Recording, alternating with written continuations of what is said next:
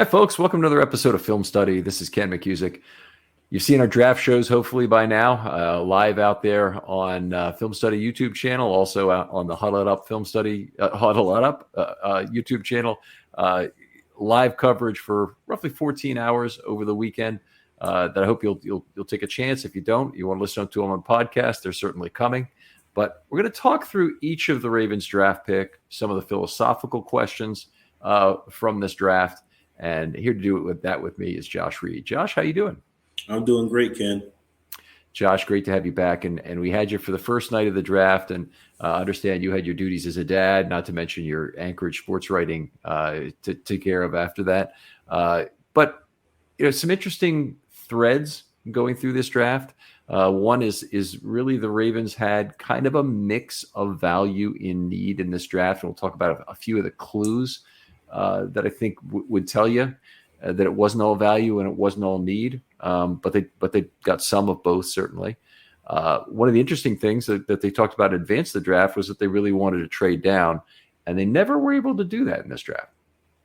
Yeah, Eric Goss talked about how like they had some opportunities, but the math just didn't add up. Like as far as like their the available players that they had available or ranked on their value system, and if they would have moved back, would have been too far, and they wouldn't have got the guy that they wanted. Like on day two, they talked about how they had a group of like eight or nine guys that they thought they were going to be able to get, and by the time they were on the clock at 86, all but one were wiped out, and the only one that was left on their board that with that draftable grade in the third round was Trenton Simpson. So that's why they ended up going with an off-ball linebacker.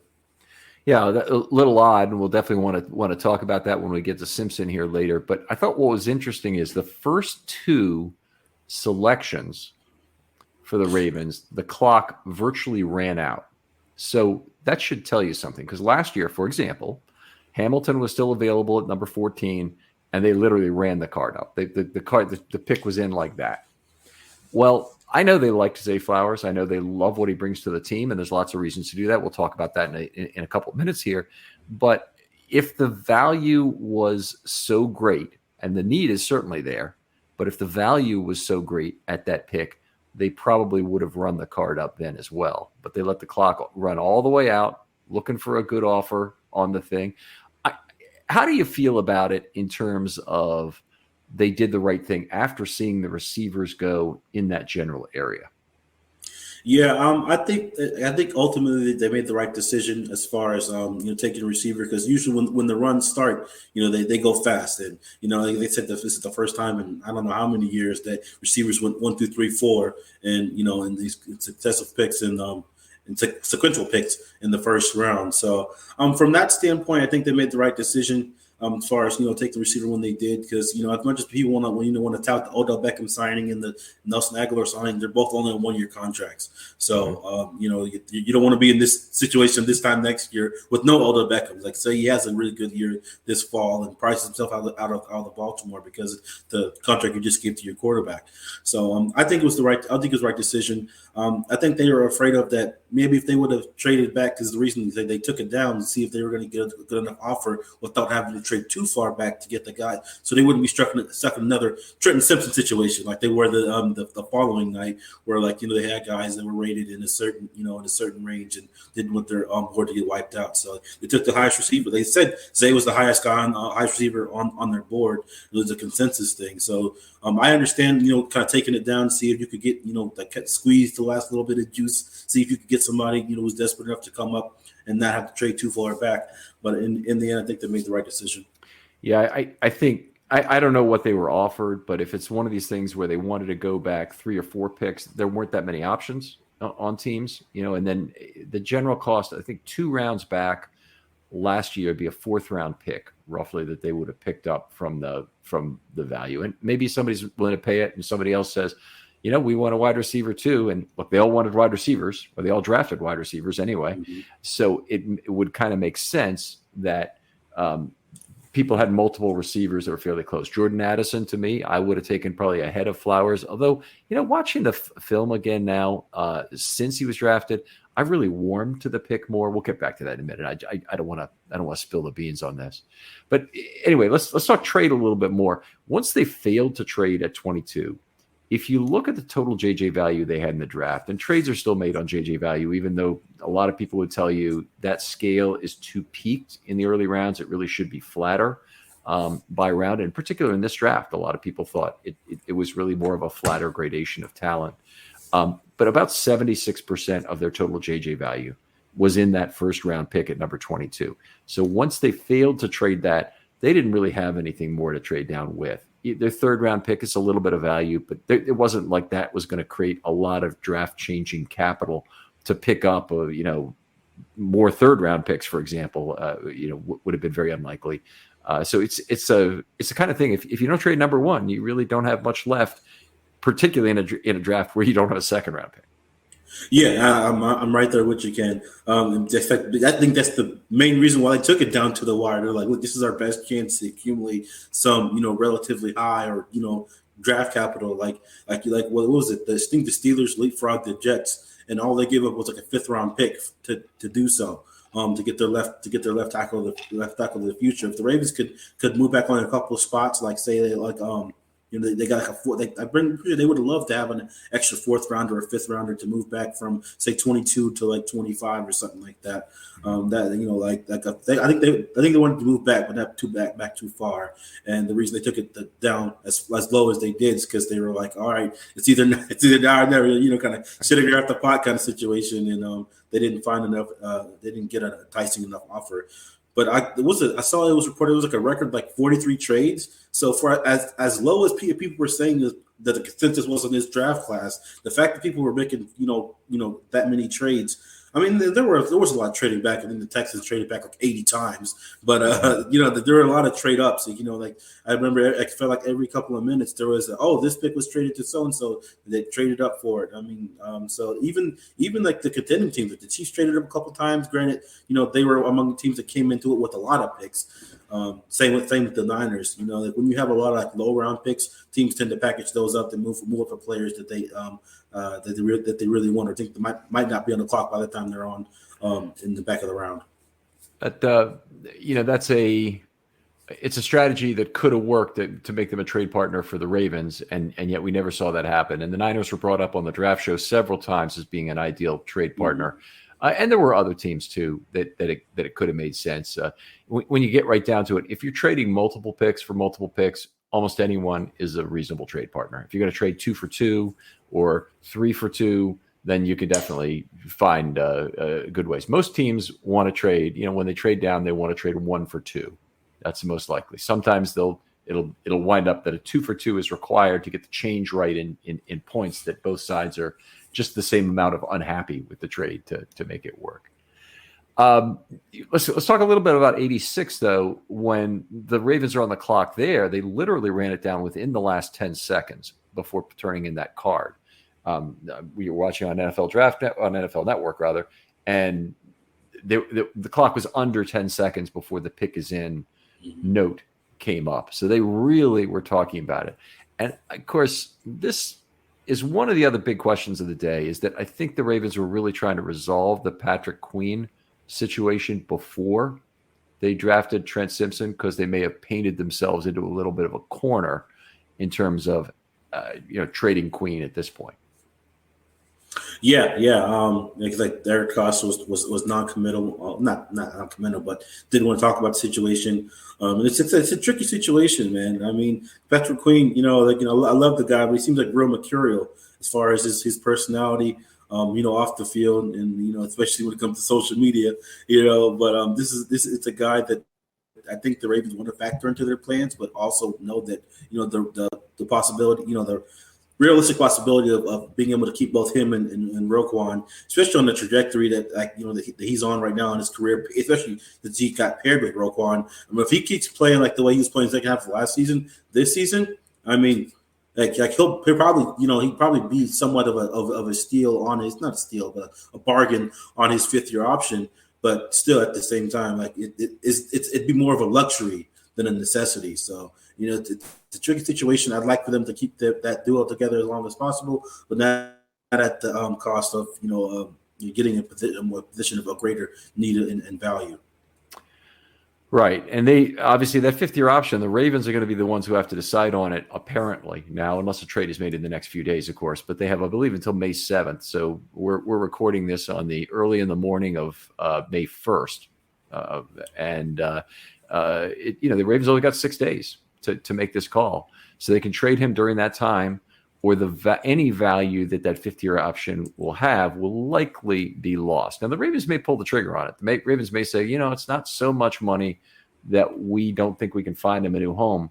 But you do run that risk that if Queen regresses and doesn't have a good year, then you got him, because he ain't going anywhere. So I think it's more likely they'll allow him to play out his 4-year deal here. Hope for the best possible compensatory pick. Everybody's saying it'll definitely be a 3. It will not definitely be a 3. There's a good chance that it ends up being a 4 or a 5. And Powers was a 4, and Powers got a big deal. So $52 million, and I don't think Patrick Queen's going to get quite as much money. He could at the top end, but he also might not. And he'll really have to play at a consistently high level. Now, the good news is the Ravens appear to be in reasonable contention shape right now. I think they've still got holes they need to address pretty seriously: cornerback, guard, some other places, defensive line even. But they do seem to have most of the pieces together at the important spots to contend this year.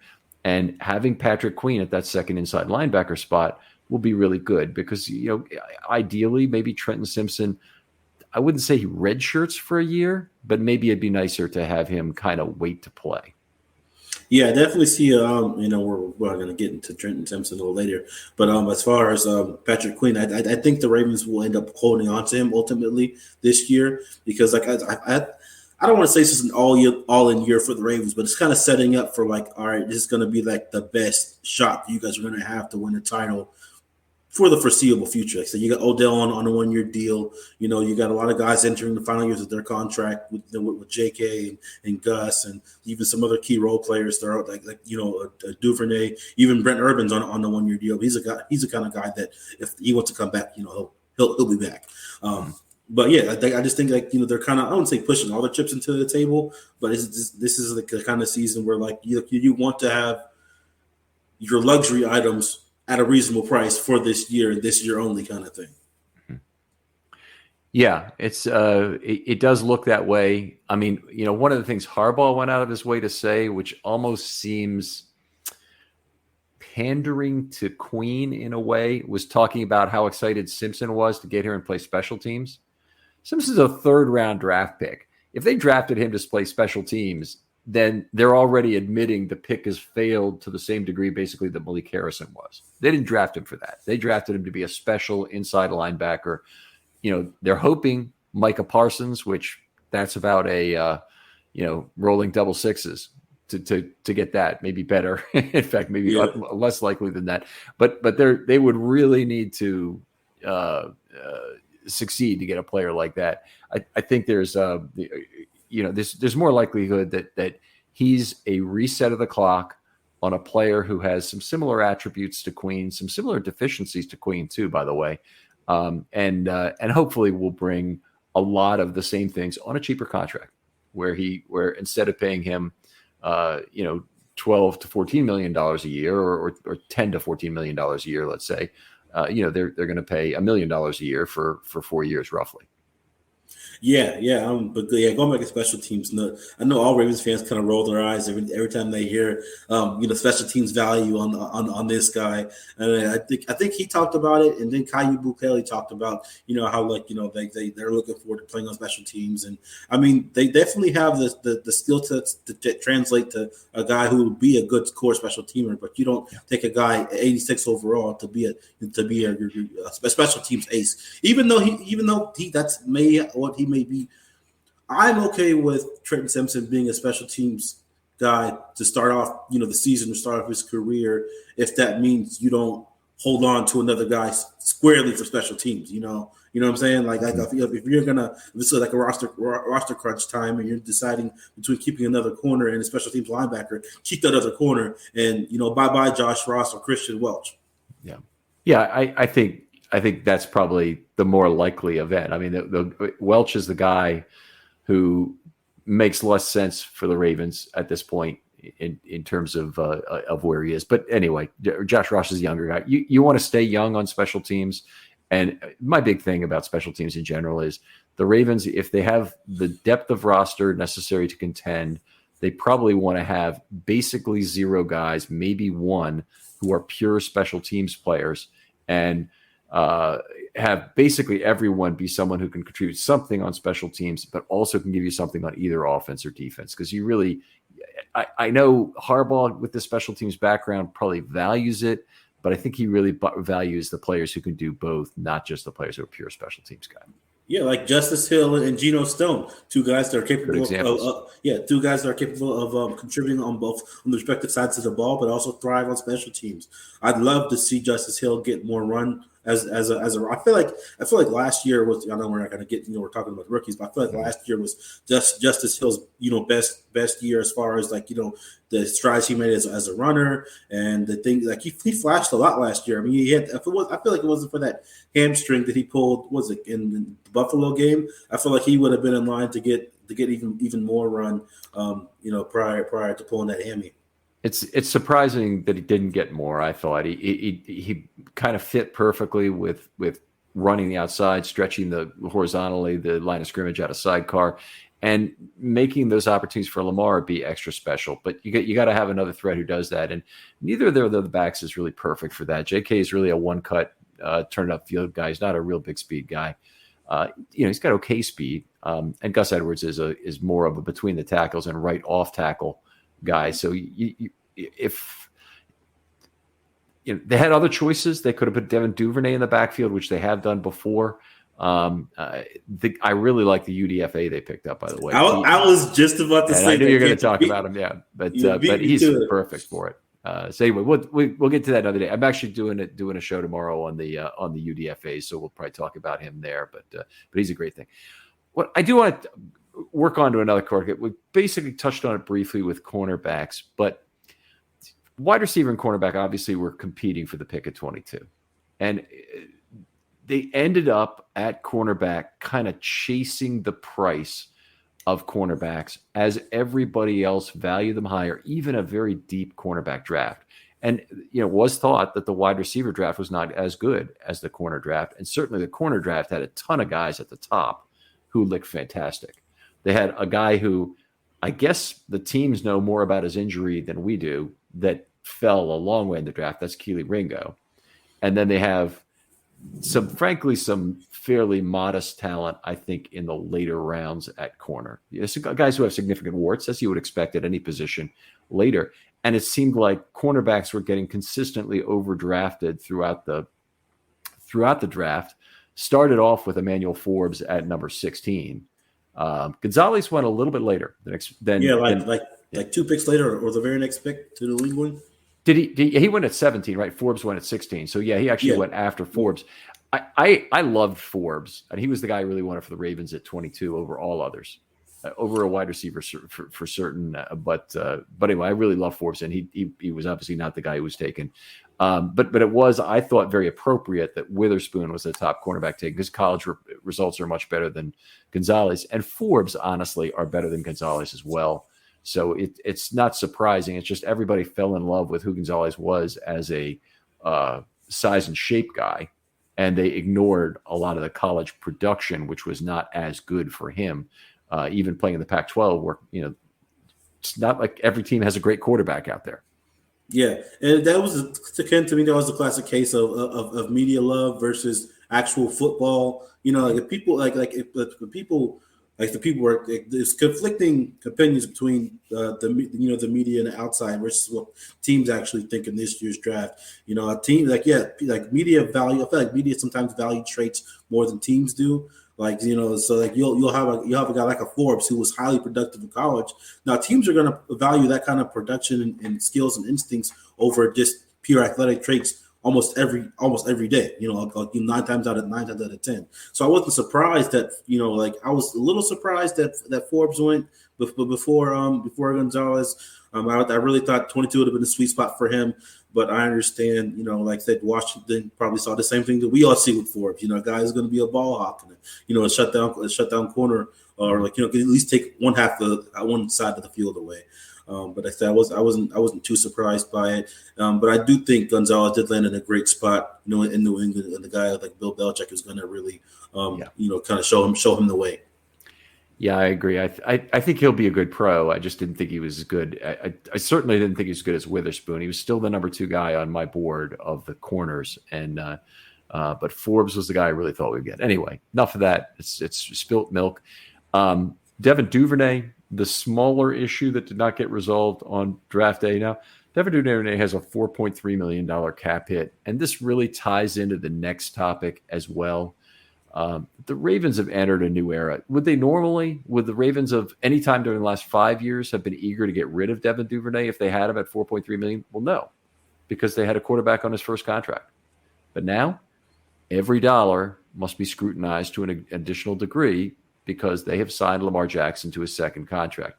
It's great. We're all happy to have Lamar here. You can't go anywhere without a great quarterback. We all agree on that, or at least most of us agree on that. There are some people out there who just said let him walk, and they're I can't even have a discussion with him, honestly, about this. But anyway, if we assume for a moment that we're all happy with Lamar being here, or whether we are or not, the Ravens have entered a new era. They have to scrutinize every cap dollar very closely. Every decision is going to have to be very closely scrutinized, and there isn't a big credit card limit. In fact, the credit limit got greatly reduced by the Lamar contract in terms of what they could possibly do to go out and get a receiver.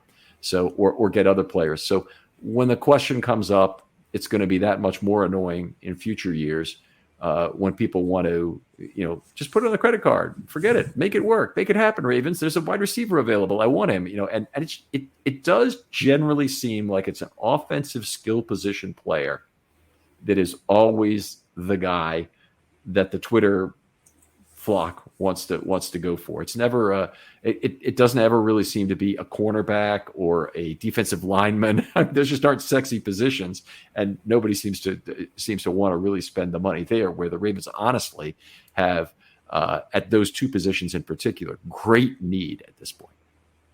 Yeah, and the thing that perplexes me about that, when people they always want to bring up the Josh Allen, Stephon Diggs thing, or the DeAndre Hopkins, Kyler Murray thing. Okay, it was great. Those receivers elevated the play of that quarterback, and that took their offense to another level. But the glaring weakness what kept those teams from going to the Super Bowl or making a championship run was their defense. So you're pumping all this money into these premium positions on offense, or really offensive skill position players, and you're coming up short in the playoffs because your offensive line wasn't up to snuff, or your defensive line wasn't up to stuff, and they were running the ball down your throat. You couldn't get a stop. You couldn't get off the field. You couldn't stop their number one receiver or even their secondary receiver because you didn't invest enough at cornerback. If the Chiefs, what the Chiefs have done the past couple of years to really kind of terraform their team into being the best best possible kind of team that can succeed with an expensive quarterback has been nothing short of awe-inspiring. They heavily invested in the offensive line.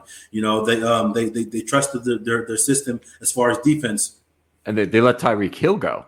That was my next point. That was the big zig instead of zag move by the Bills. They're also Orlando Brown. Is he signed elsewhere now? Yeah, he's with the Bengals. Okay, so wow. Big change there too. That a guy they'd invested draft capital in, obviously a big contract, it was a player they just couldn't hang on to.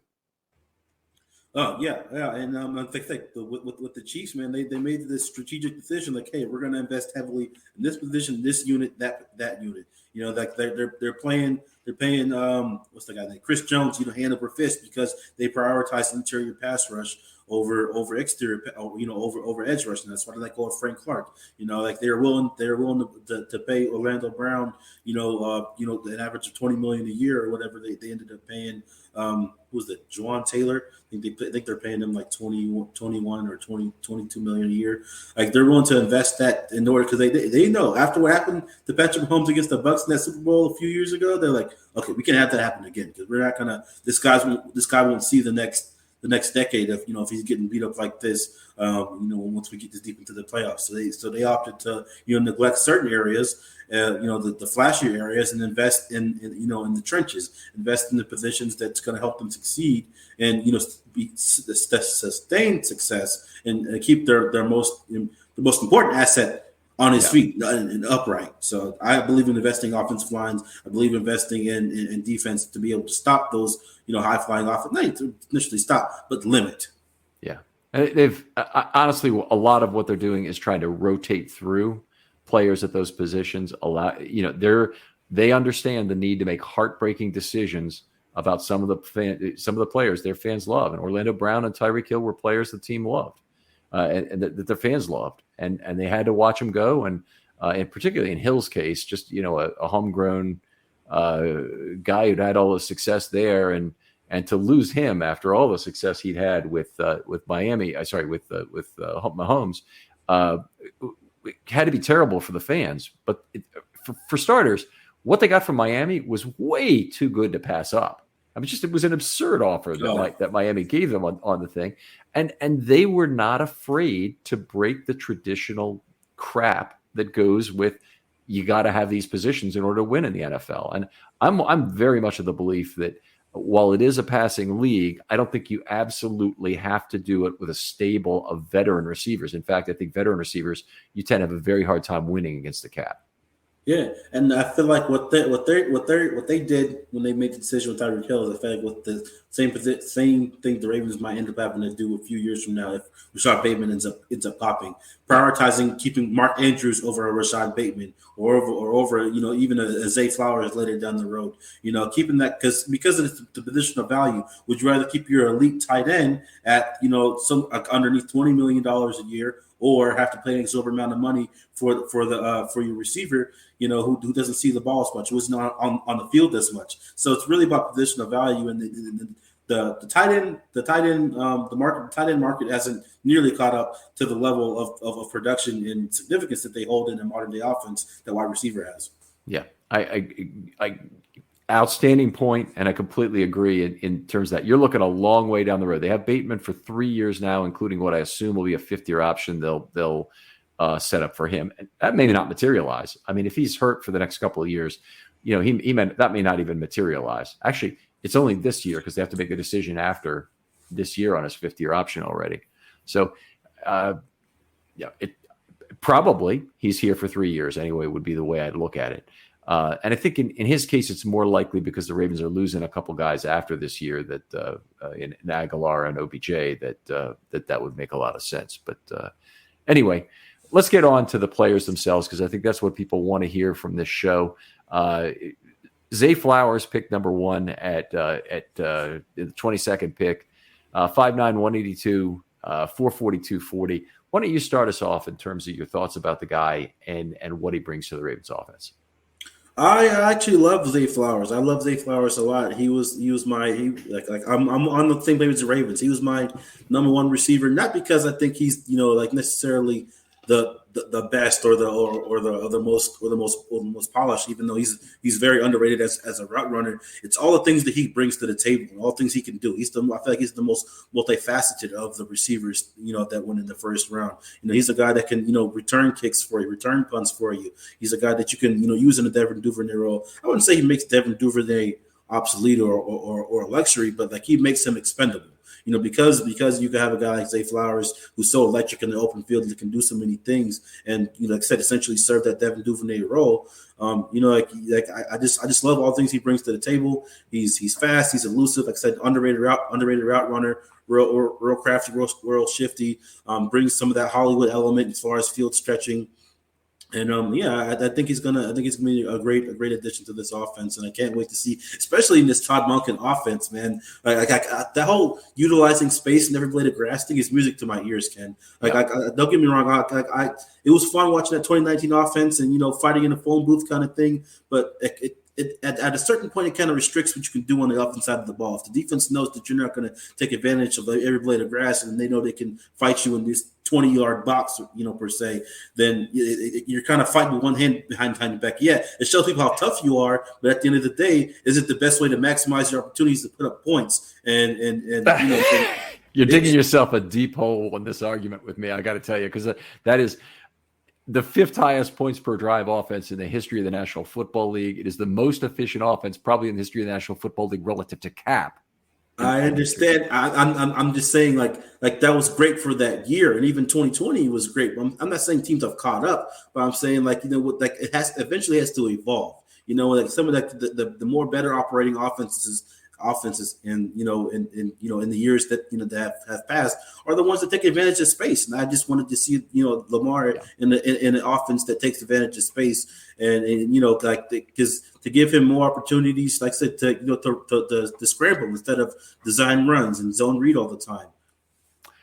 Okay, well, I mean, we won't argue about this anymore. We're just going to go in circles if we do. But that the 19 offense was very, very, very special, and it's hard to look at Jackson, the passer, in that year and not say, boy, he just didn't have a good set of opportunities. I mean, he had weapons in primarily in Marquise Brown. They had space to work with that worked out for Mark Andrews and the other tight ends as well, and they had an incredible horizontal spread of the line of scrimmage that will be more, in my opinion, than what Monken will be able to accomplish horizontally exclusively. I think Monken will do much more for the Ravens vertically in terms of spreading the thing. But I think horizontally, what Roman did in terms of setting up that offense is really special, and it's special in the history of the National Football League, not just in terms of Ravens history in particular.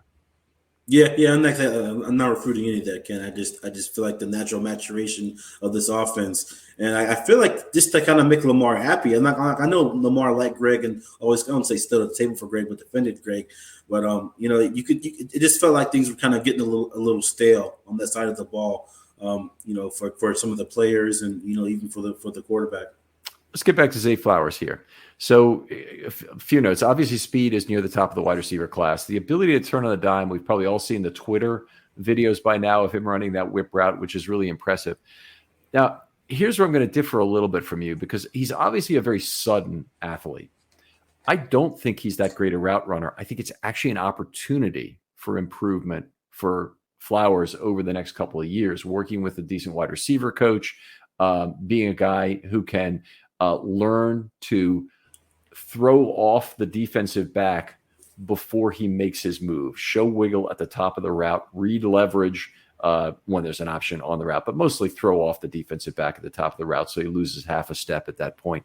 I think that suddenness is apparent. The throw in the move on the cornerback is not as apparent to me in terms of his ability to do that. I think he could take a step forward in that area, big area of improvement potentially. Odafe is the analogy I would use, is that, Jason is still a little bit down on his get off, and I don't deny that, but Odafe is still a fantastic athlete.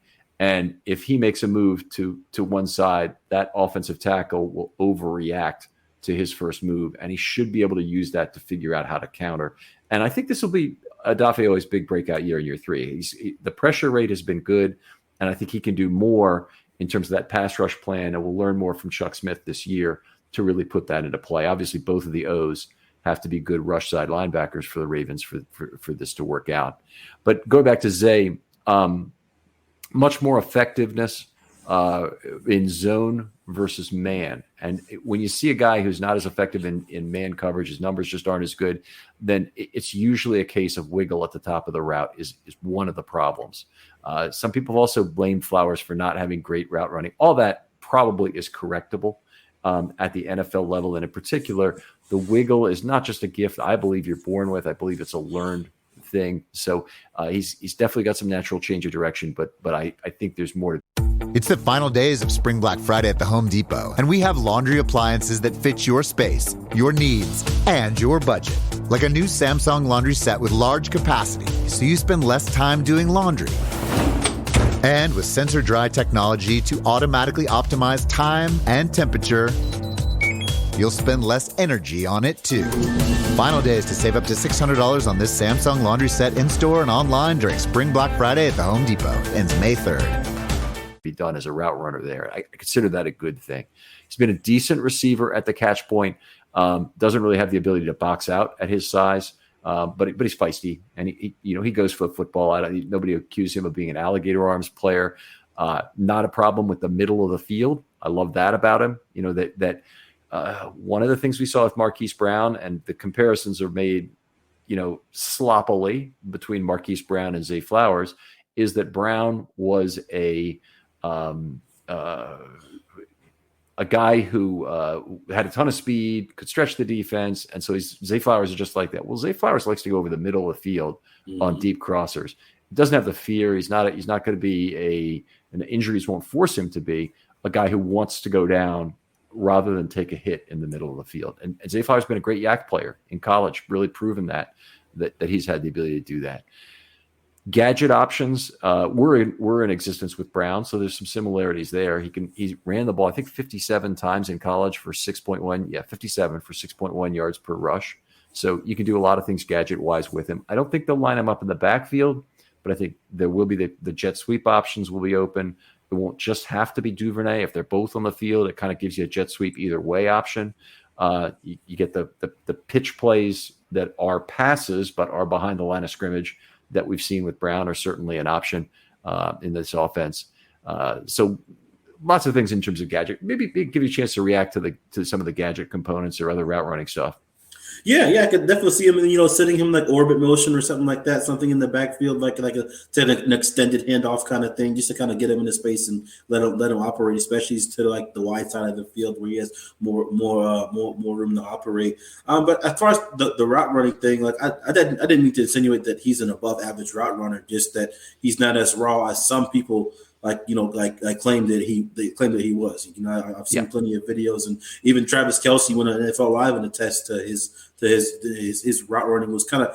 When people say that he's beyond his years in a certain aspect of the game, that doesn't mean that he's already like on elite pro level, but he's just better than most guys coming into the league as far as beyond this year. So I definitely agree with that assessment of his route running ability. But yeah, every rookie is kind of starting. I wouldn't say starting ground zero, but comes in with plenty of you want rookies with plenty of more to improve on. Yep. You don't want a guy that's going to take forever to develop. At the same time, you want a guy that this is only the tip of the iceberg and he's already really, really good. Yep, exactly. Definitely areas of improvement are big, even for a first round player. You want that in terms of potential upside. So same way you want a pass rusher who maybe hasn't completely developed his toolkit. That's in some ways better. In other ways, you want to get the value on the first contract. So, I'm conflicted at times between those things. But in the case of Flowers, I think there's definitely plenty to like right now. He should be able to take the lid off the defense for this team, create lots of opportunities between level 2 and level 3. And when you think about it, the Ravens don't have a lot of other vertical threats. Bateman is really the only other one. And, coming off the foot injury, we'll see where Bateman is in terms of his ability to really stretch the field vertically. But one of the things that makes Bateman effective there isn't necessarily speed. It's the fact that he's very deceptive at the top of the route and can run anything. And so he still stays at the X, I would presume, for most snaps. And a guy like Zay Flowers would be at the Z, more than likely in the slot some, as a guy who could move around and run a bunch of different routes, but mostly take the top off the defense and create problems beyond level 2 at least. Now, one thing he did in college was there's a very barbelled set of receptions, and I didn't transcribe this to my notes here, but I think he might have led the NCAA in deep balls, but he had a lot of deep balls in any case. He also had a lot of screen passes. And his ADOT overall is not particularly impressive, and his college catch rate is not particularly impressive. Now, playing at Boston College had Jerkovic or whoever it was this last year throwing to him who wasn't particularly good, and he hasn't had a lot at quarterback, has been pointed out by some of the pundits, but he's still got only 8.7 yards per target, and that is, I believe those are career numbers, 62.9% at 8.7 yards per target. So it's not what you want from a first-round wide receiver, but he did not have good circumstances at Boston College. And when you see the plays he's actually making, I mean, they're exceptional, and you can imagine Lamar Jackson using him as an extended option better than his college QBs could, and really creating some magic. Yeah. I mean, a lot like that. Some of Zay's best highlights are catch and run plays where he catches something short and shallow and makes a bunch of people miss and then takes off. And anybody who watches college football knows that like the screen game is like, wouldn't say God in college football, but it's integrated in almost every offense. So a lot of times you'll see guys with with low average depth of targets sometimes, but that's a direct reflection that okay, typically you get your number one receiver on those little bubbles, smoke screens with some blockers in front, or just get him if he's like one-on-one and the cornerback's playing off. Okay, get him the ball real quick, let him make this guy miss, or stiff arm him to the ground, and then take off from there. So I definitely I think that that was more reflection on that than an indictment on his ability just to stretch the field or whatever. It's definitely true of teams that don't run the ball particularly effectively. It's an extension of the run game in the college game, even more than in the pro game, and it shows up in the pro game as well now for a lot of teams. We see Cincinnati, for instance, using it an awful lot to the wide receivers in their offense. And frankly, I like it when I see it. I think it's a real weakness of the Bengals against the Ravens that they run so many of those screens, and the ball has to come out quickly to the outside because Burrow hasn't the last few years anyway felt particularly confident standing around in the pocket. Yeah, I know. I hate it, especially when they do the Jamar Chase or T. Higgins. It's like automatic 7 yards almost every time. I mean, those guys are just so damn big. If you give them a little bit of space off the line of scrimmage and they just catch those little screens, they're gonna fall for like 5 to 7 yards, even if your guy is right there. And God forbid he misses a tackle. Jamar Chase is stiff arcing to the ground as big as he is. You don't want to get posterized. So one more thing I want to talk about with Zay and how he relates to the Ravens offense and how they run it in the future is that his usage at Boston College really underscores a general problem that the Ravens offense has had. And I think they now have got probably, and some of this assumes health, the critical mass of receiving targets they need to spread the ball around more than they have in recent years. Now, obviously, the last few years, Mark Andrews has been getting all the targets, and when Hollywood was here, he was getting a big share of the targets, and not many were going anywhere else. And Zay, in his last 3 years at Boston College, his production has actually really in all four, 19 through 21, they went from 20.1% of pass plays they threw the ball to him to 23.4 to 23.8 to 24.5. Those are all enormous numbers, by the way, in terms of percentage of the pass plays that resulted in a target to him. So that's very high because a lot of plays don't end up getting targeted at all. You've got 5 eligible receivers to divide the ball to, obviously, when you think about it. So it wouldn't be that extraordinary maybe to have a guy get a fourth of the targets, but it is because there's a lot of balls that are overthrown and not really considered targets for the receiver. So that's where some plays are lost. You also have pass snaps where he's on the field, but the quarterback gets sacked. Or the quarterback runs, and those also are not taken. Are still in the denominator of his target percentage as a percentage of pass plays. So numbers like that are very, very high, and he's suffered by having more low quality marginal targets. So the worst 20% of targets that Zay Flowers are getting are pretty bad. And that happened with Mark Andrews too. And it's something the Ravens offense has the best opportunity to improve on. And Zay will bring this is not having Andrews be the obvious bailout guy. So let's talk about what happens in that particular situation. If you have Mark Andrews as your definite bailout guy on any play, if you're looking for him first and all, then that means the safety ignores the outside receiver and you let him play on an island. He comes up. It means that linebackers close windows on any kind of crossing route much more effectively. They're much jumpier on it. They get right on it. And you end up with multiple defenders in the area. Now, what can happen is any sort of a mistake at that point has a high probability of being an interception. So what are the kind of mistakes we're talking about? Tip balls at the line of scrimmage, any kind of drop by the receiver himself. And Andrews is good, but he doesn't have perfect hands. No receiver does. Or tip balls by the receivers as well as overthrows.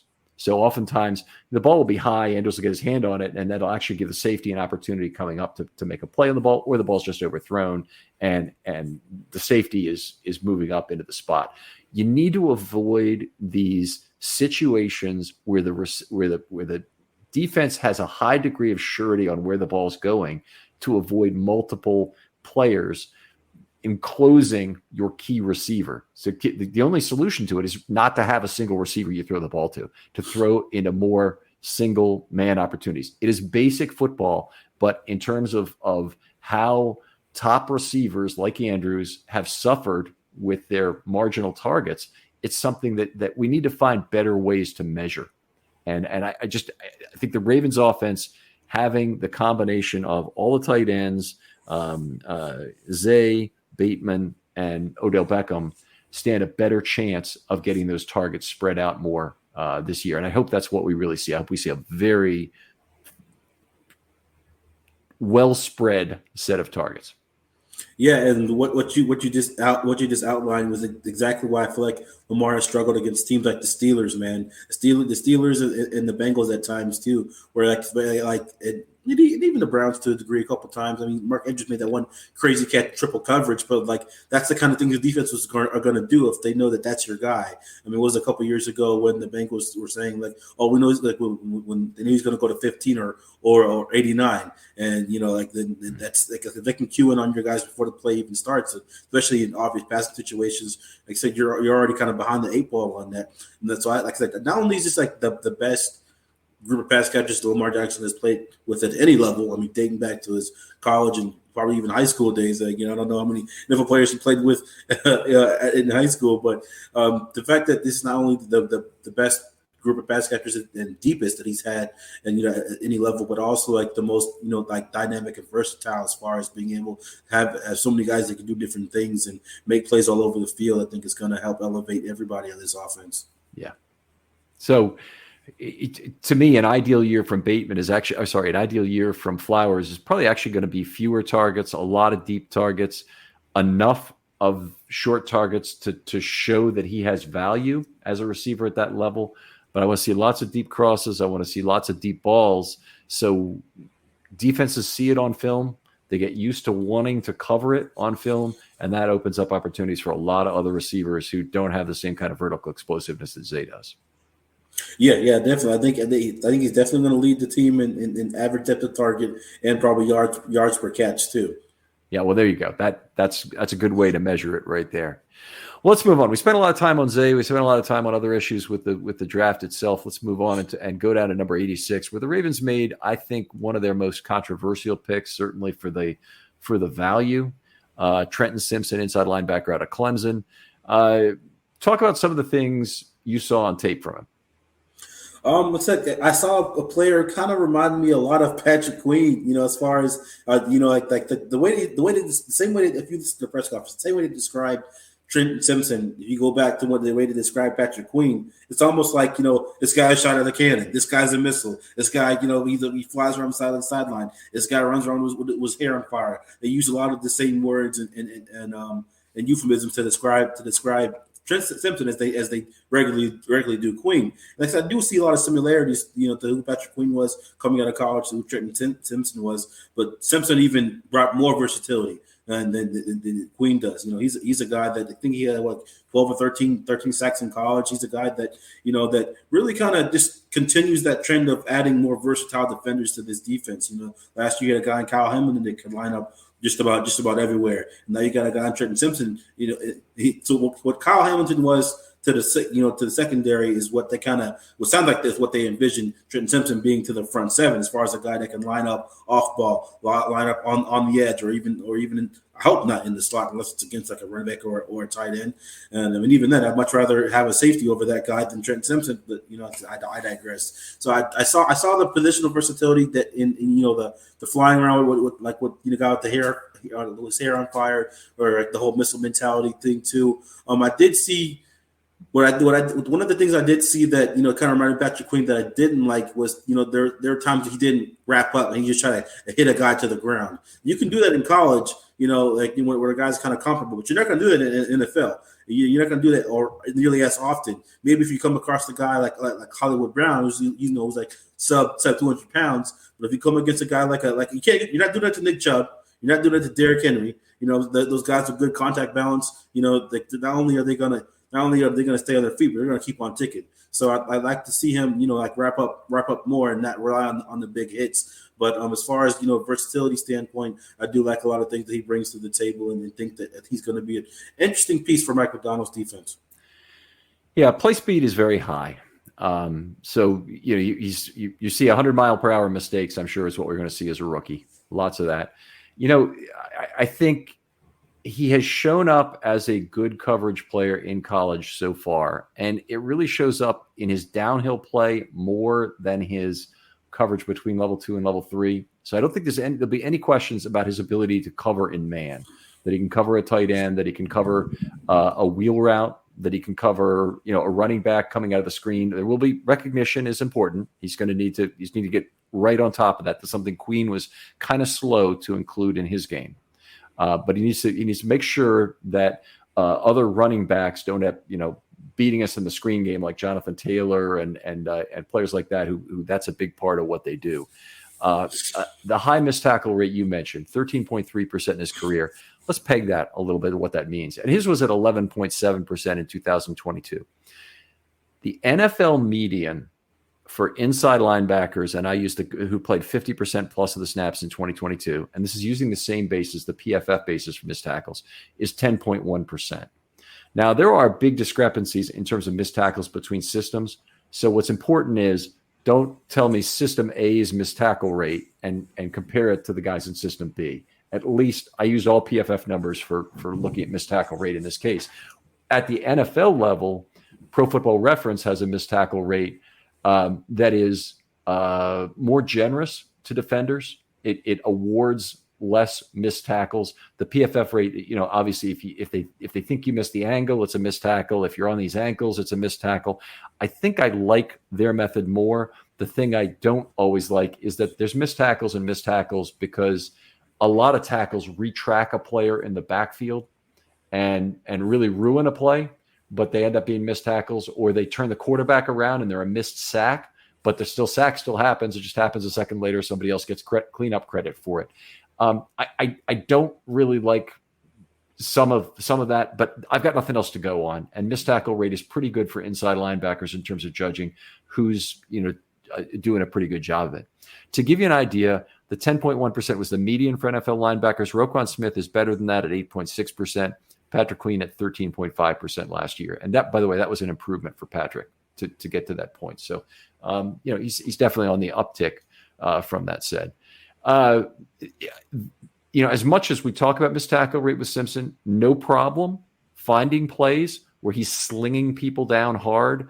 Again, there is a desire to look for highlight tackles. I would like to see more driving through the center of mass with arms together. Forklifting would be fine too. But, I would love to see more driving through the center of mass and backwards. He's big enough for that. He's 6'2", 235. He's got a very prototypical inside linebacker size for the modern game. All the speed, he could ask for in terms of that. He was number one on a lot of people's inside linebacker board. Not mine. I like Jack Campbell better, but he was number one on a lot of people's boards at inside linebacker. I want to talk about his pressure rate for a minute, but you want to talk about his tackling at all any more than what you did? No, like I say, he's a very aggressive tackler. So I'll give him that. I just, a lot of times, guys get caught up in trying to deliver big hits, and they'll try to, put their arms together, kind of like force a guy down. And so, and I know that they'll try their best to coach it out of him at the next level. I don't think it'll take him as long to get that coach out of him as it did with Queen, because Queen was still doing it as of last year. And a lot of times when we see people breaking off big runs against the Ravens defense and just screaming at TV, just tackle him. And then you have to, wait for Marlon Humphrey, and he's one of the better tacklers on the team. So I just think if Marlon Humphrey just takes a little tackling session with everybody, like, hey guys, this is how you form tackle, and this is how we get them down. And the young players especially would benefit from something like that. Now, positional versatility is something I want to go back to because it's something I think you can easily overdo. If you want to talk play-by-play responsibility, that's a little bit different. I think he's pretty much set at the will linebacker spot. I don't think he's going to be, joker. He'll be, he'll play like Adelius Thomas did as safety. He'll cover the slot receiver whenever the Ravens damn well feel like it. And, if it's 12 personnel, he's definitely on the tight end kind of thing. I don't think it's anything like that where he's an obvious matchup player. I think he's really a will linebacker. And I think the more you can simplify his responsibilities in year one, the better. Now, that doesn't mean you can't use him off the edge. A lot of times inside linebacker will come up as the second edge, or they'll come up in the A gap and threaten the blitz. That's fine.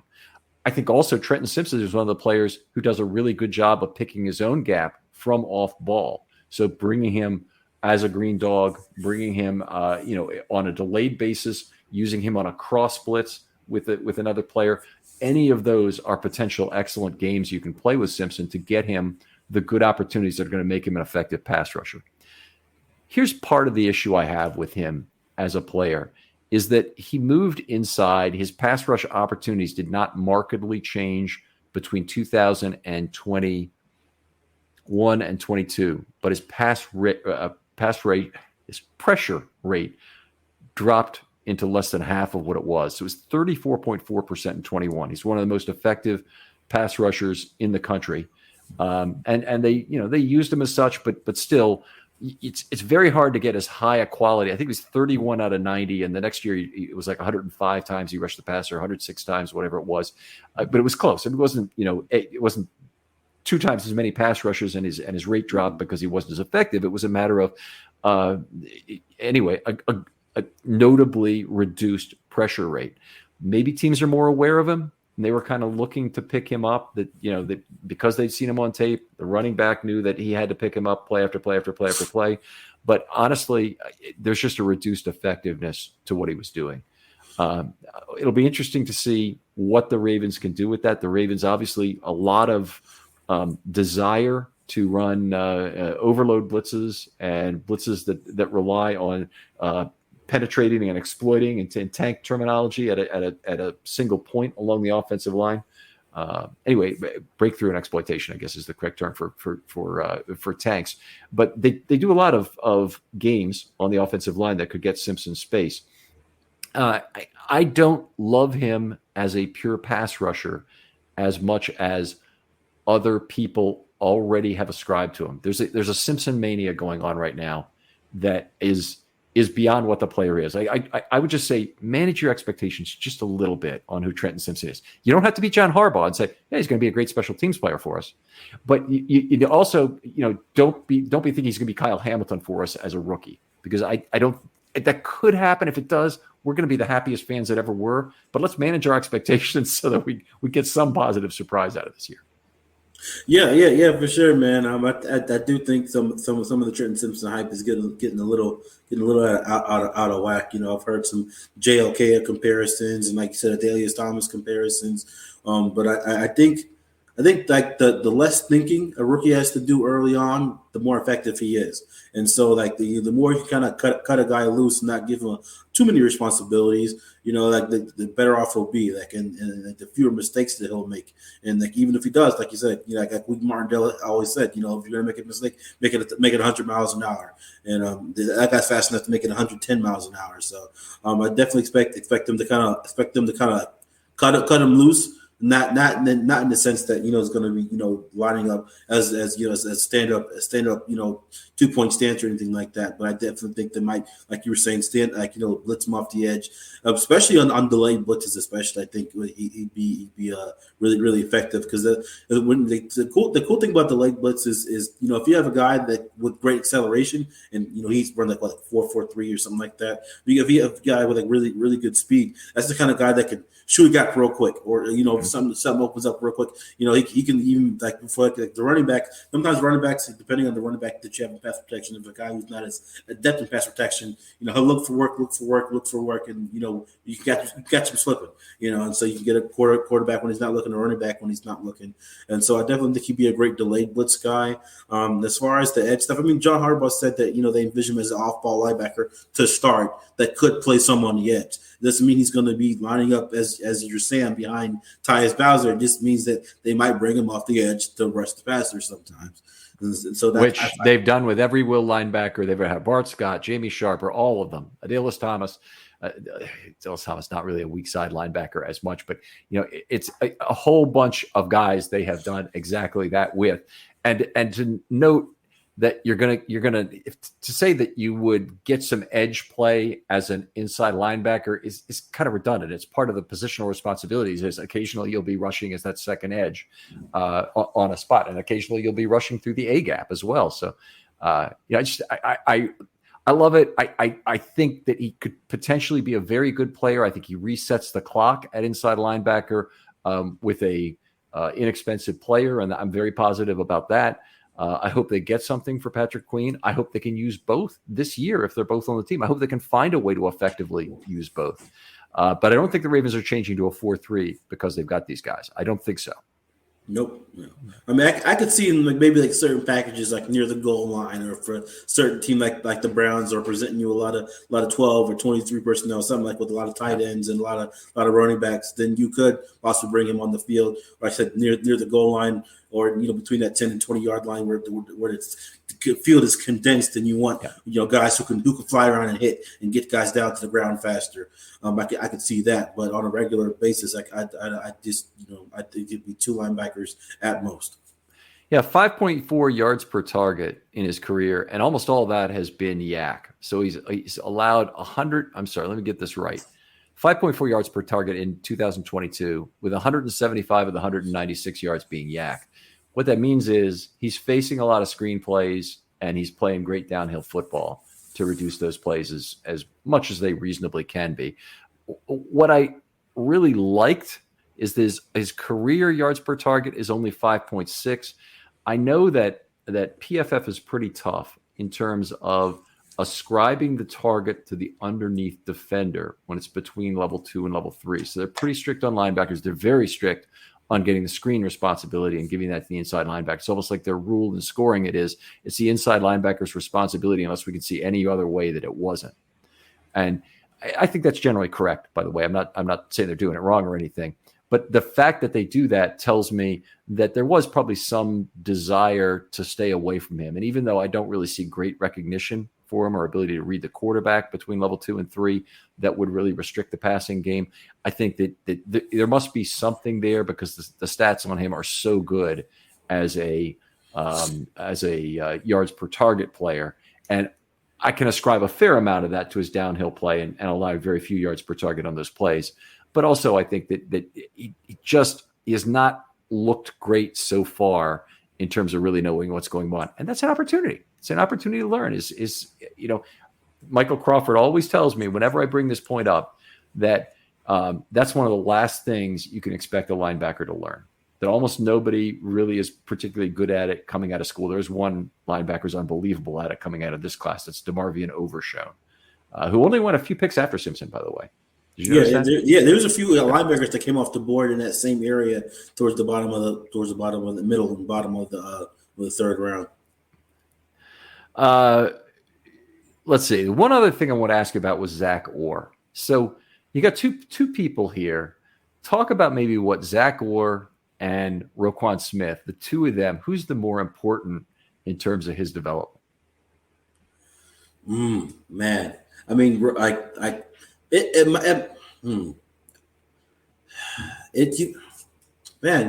a good question, because they even said that he was Zach Orr's number 1 rated linebacker in this class. So Zach Orr clearly has a relationship with him and has been studying him at length. But there's nothing like a coach on the field, Ken. I mean, when you got a guy like Roquan, who can not just help you in the film room, but also like next to you, as much as Zach Orr can do all the film study with you and all the drills after practice and during practice and all that kind of stuff. But if you have a guy lined up with you who's in the trenches with you, and if you may be lined up wrong, or you may be a little confused on the thing, the guy who can kind of grab you real quick, like, hey, go over there, or give you the little signal, whatever. I think a coach. Roquan Smith is the kind of guy who can be coached on and off the field. So I think having Roquan, with him on and off the field is going to be more integral to his development than Zach Orr. Although I feel like Zach Orr is going to be a huge bonus in his development as well. If anything, but even the combination of the two is going to expedite his development. He's more than Patrick Queen was. The whole Rob Ryan thing kind of was a one and done fail thing.